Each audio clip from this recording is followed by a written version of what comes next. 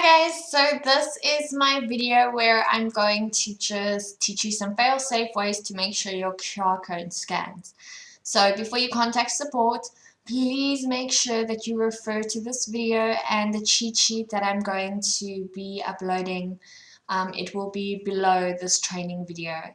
So just make sure that you are going through all of this and I'm sure you won't have a problem. Just remember one important thing.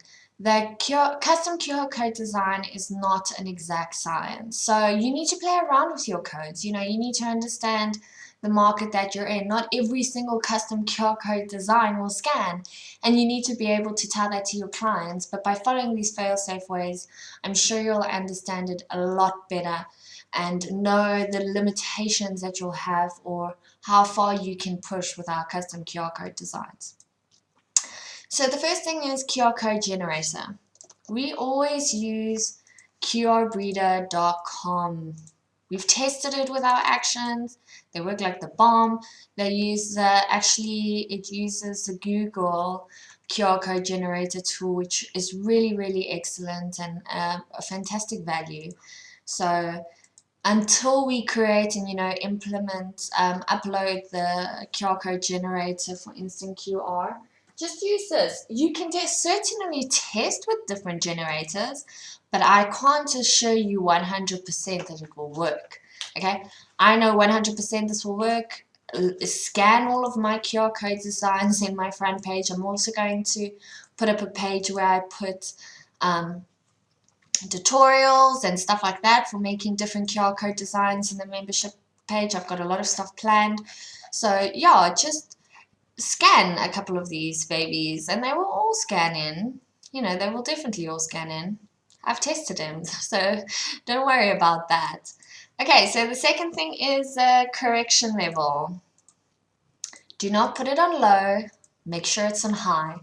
When you can change your QR code up to 30% without ruining the integrity of the data inside. So you can change it up to 30% and still have people be able to scan it in.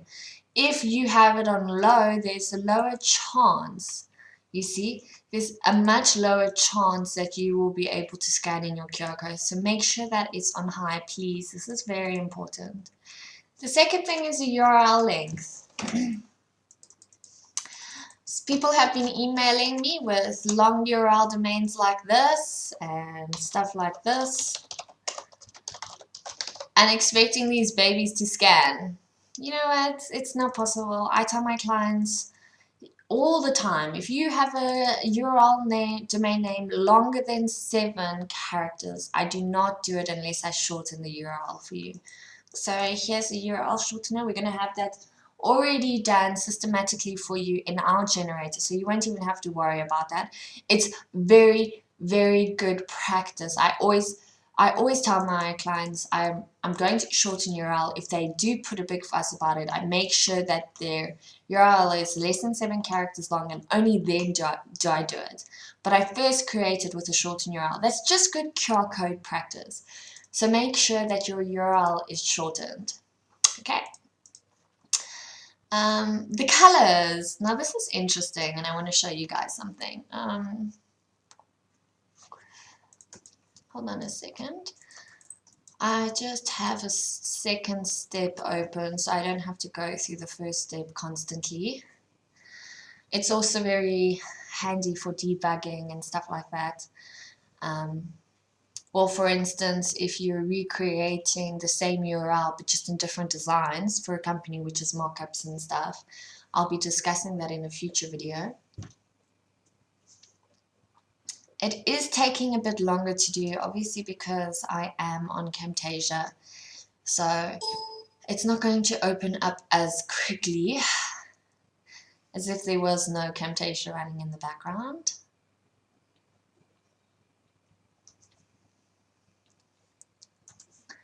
Okay, so I'm going to do it with Splashy.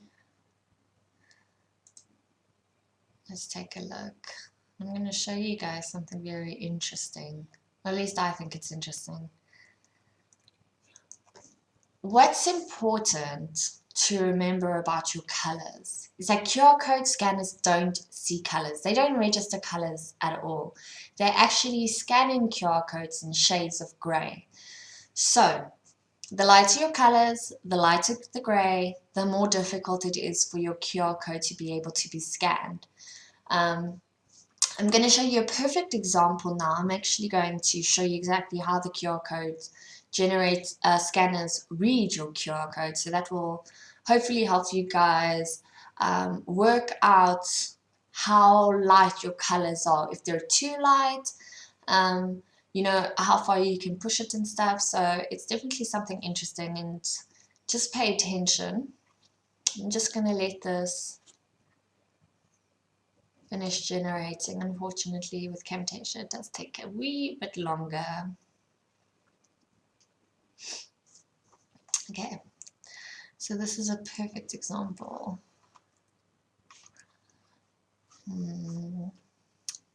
I'm going to take this out because I want to do full colors just to show you guys.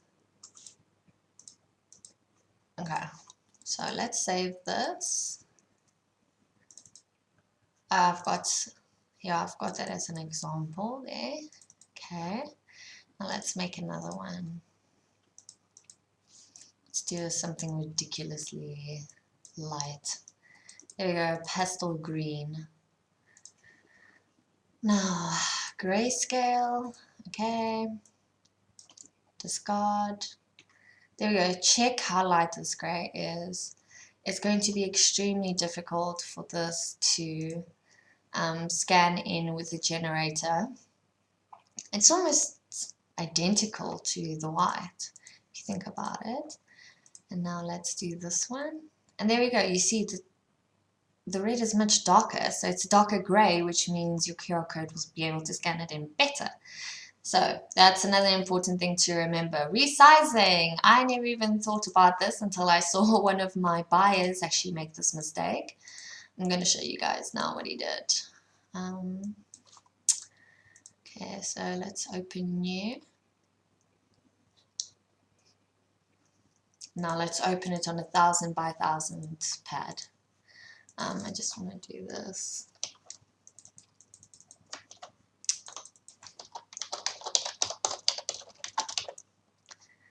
.com 500 by 500. It's on high. Great. Let's copy it over.